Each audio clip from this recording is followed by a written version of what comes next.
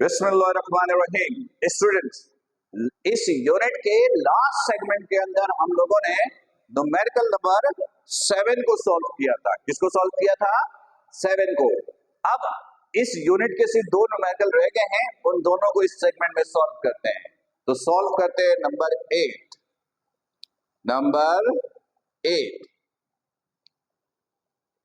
इसको अरेंज करते हैं ताकि नंबर 8 को हम लोग सॉल्व कर सकें। बुक ले लीजिए, पेज नंबर 29 ओपन कर लीजिए ताकि क्वेश्चंस को आप अच्छे तरीके से देख सके, समझ सके। नंबर 8 कहता है अ वॉच फैक्ट्री, एक घड़ी बनाने की फैक्ट्री है, क्लेम्स दैट, वो दावा करती है, क्लेम करती है, इट्स वॉचेस गेन और loss not more than 10 seconds in a year. जरा समझिएगा, एक घड़ी बनाने वाली फैक्ट्री है आपके पास। घड़ी बनाने वाली फैक्ट्री है तो घड़ी बनाएंगे। वो कंपनी क्लेम करती है कि वो उनकी बनाई हुई घड़ी अगर आप 1 साल यूज करो, 1 साल, तो उसमें एरर 10 सेकंड का होगा, इससे ज्यादा नहीं। मतलब आज अपनी इस घड़ी को पाकिस्तान स्टैंडर्ड टाइम से बिल्कुल मैच कर लीजिए, मिनट सेकंड तक। फिर 1 साल तक मुसलसल इस घड़ी को इस्तेमाल कीजिए। 1 साल के बाद इस घड़ी की टाइमिंग पाकिस्तान स्टैंडर्ड टाइम से मैच करोगे तो या तो ये 10 सेकंड आगे होगा या 10 सेकंड पीछे, इससे ज्यादा का एरर नहीं आएगा घड़ी में। ऐसा वॉच फैक्ट्री वाले क्लेम कर रहे हैं। यानी अगर टाइम 1 साल ले तो इसमें एरर सिर्फ 10 सेकंड का है। टाइम 1 साल ले तो इसमें एरर 10 सेकंड का है। तो पहले इस एयर को तो सेकंड में कन्वर्ट करो। साल में 365.25 डेज, 0.25 लीप ईयर के लिए इस्तेमाल हो गया। अच्छा, एक ही साल है तो लीप ईयर को यूज करने की जरूरत नहीं भी है, 365 भी चलेगा। लेकिन अगर ग्रेटर देन 4 ईयर है तो 0.25 लेना पड़ेगा क्योंकि लीप ईयर भी आ जाता है। ईयर में 365 डेज, डेज में 24 आवर्स, आवर्स में 60 मिनट, मिनट में 60 सेकेंड। इन सबको मल्टीप्लाई कीजिए, टाइम सेकंड में कन्वर्ट हो जाएगा। यानी आपका रिजल्ट आया 365 मल्टीप्लाई बाय 24 मल्टीप्लाई बाय 60, 3.15 और ये हो गया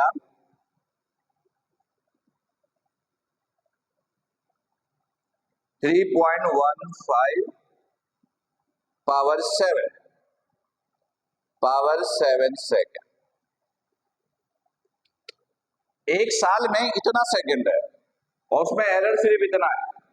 अगर आप इसकी मेजरमेंट लिखना चाहो कंबाइन करके तो ऐसे लिखोगे, T is equal to 3.15 into 10 raise to power 7 plus minus 10 second, error is 10। ये एरर अनसर्टेनिटी में सिखाया था आपको, सही है। आपसे सिर्फ पूछा क्या है इस क्वेश्चन में? पूछा है how accurate is this watch express as percentage. कह रहे ये घड़ी कितना एक्यूरेट है, परसेंटेज में बताइए। मतलब बस टाइम का एरर निकाल लीजिए, परसेंटेज में पता चल जाएगा इसकी एफिशिएंसी कितनी है। एरर निकलेगा तो एफिशिएंसी का भी पता चलेगा। ऐसे देखिएगा, परसेंट अनसर्टेनिटी इन टाइम कैसे निकालेंगे? एरर को डिवाइड करेंगे 3.15 into 10 raise to power 7, percentage में लाने के लिए 100 से मल्टीप्लाई, बस इसको डिवाइड कीजिए, ये आपका आंसर है। 10 divided by answer multiply by 100, 3.17 into 10 raised to power -5%, मतलब 0.123417%, इतना परसेंट का एरर है जो कि नेग्लिजिबल है।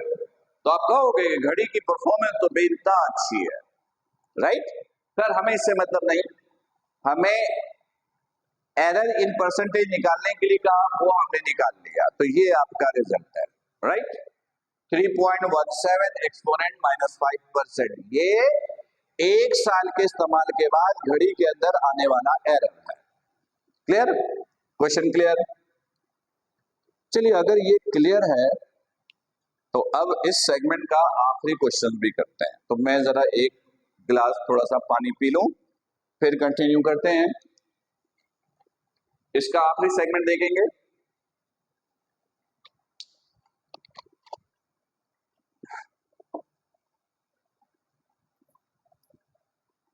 जी स्टूडेंट्स, फिर तैयार हो जाइए इसके आखिरी सेगमेंट्स के लिए। नंबर 9 पे आते हैं। ये इस यूनिट का लास्ट क्वेश्चन है, इसका लास्ट क्वेश्चन है नंबर 9। कहता क्या है? The diameter of moon is 3480 kilometre. Diameter of moon 3480 kilometre. इसे मीटर में ले आइए। मीटर में लाने के लिए 1000 से मल्टीप्लाई किया तो रिजल्ट ये आएगा। ये मून का डायमीटर है, सही है। डायमीटर को 2 से डिवाइड करते तो क्या आता है? रेडियस। डायमीटर को 2 से डिवाइड करोगे रेडियस आएगा, तो इसका रेडियस निकाल लीजिए।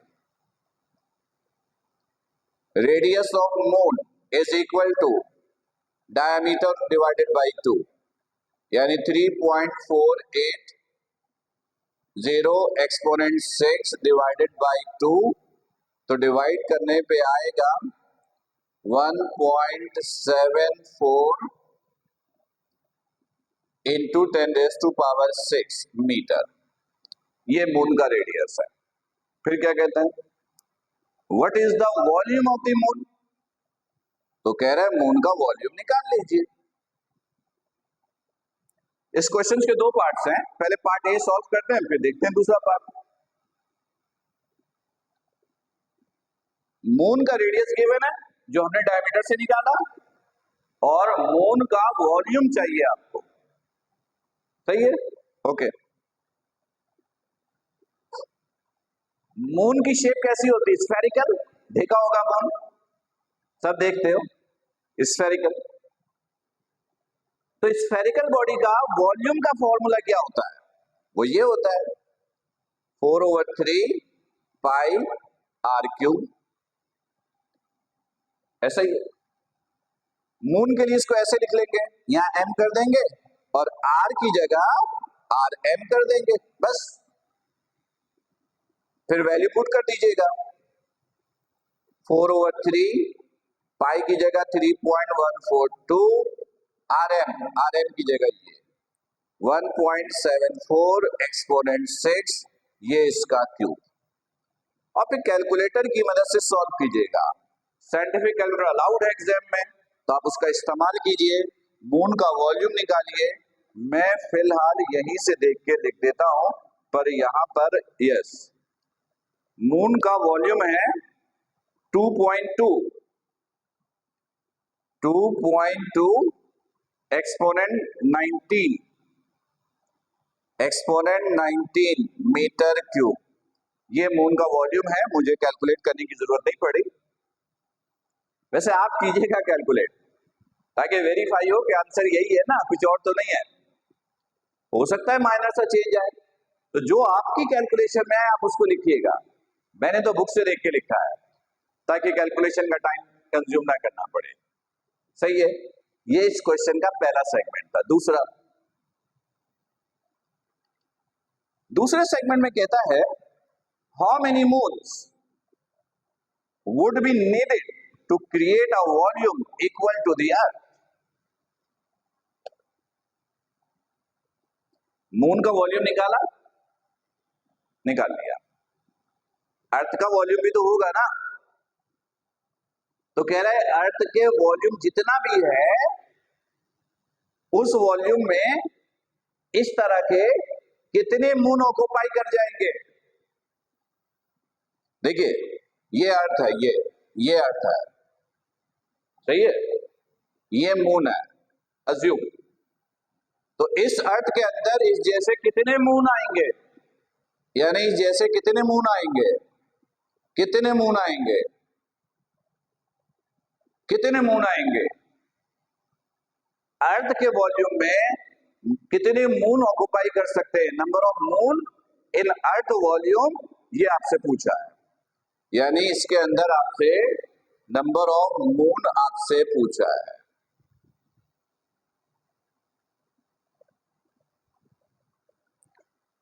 तो स्टूडेंट्स इसके लिए तो पहले आपको अर्थ का वॉल्यूम निकालना पड़ेगा।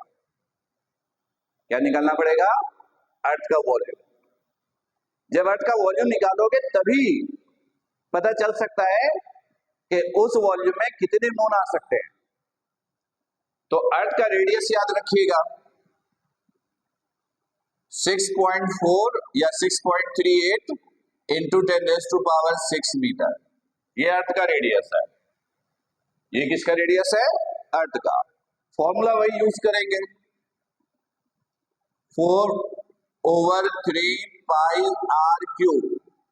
अर्थ के लिए इसको ऐसे कर लीजिए, यहाँ ई और यहाँ पे रेडियस की जगह आर। वैल्यू पुट कर दीजिए, 4/3 पाई की जगह 3.142, आर ई की जगह 6.4 एक्सपोनेंट 6। फिर कैलकुलेटर यूज करें। इसके लिए तो कैलकुलेटर मुझे ही यूज करना पड़ेगा क्योंकि कैलकुलेशन तो हुई भी नहीं होगी। तो अगर मैं कैलकुलेटर यूज कर लूं, मल्टीप्लाई बाय पाई 6.4 एक्सपोनेंट 6, ये क्यूब का मतलब 3, फिर ये इक्वल, तो ये आया 1.098 इंटू 10⁻21 मीटर क्यूब। ये अर्थ का वॉल्यूम है, ये अर्थ का वॉल्यूम है। आगे अर्थ का वॉल्यूम। अब आपको ये पता करना है कि इस वॉल्यूम में कितने मून ऑक्युपाई कर जाएंगे। तो बड़ा आसान सा तरीका है कि नंबर ऑफ मून के लिए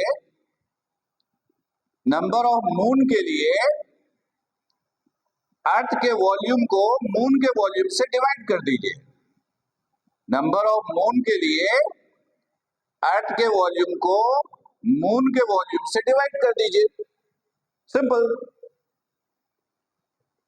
यानी जब भी इस तरह का क्वेश्चन आए कि how many moons can be occupy in earth space, तो it means you will take ratio. Ratio means division, बड़ी वैल्यू ऊपर छोटी वैल्यू नीचे।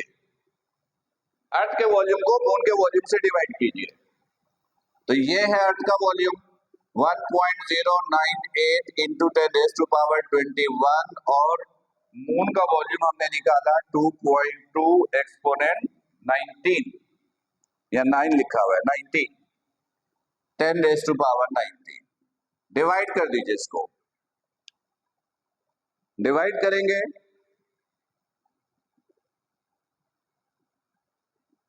1.098 एक्सपोनेंट 21 डिवाइडेड बाय 2.2 एक्सपोनेंट 19, तो ये रिजल्ट आया 49.9 यानी तकरीबन 50।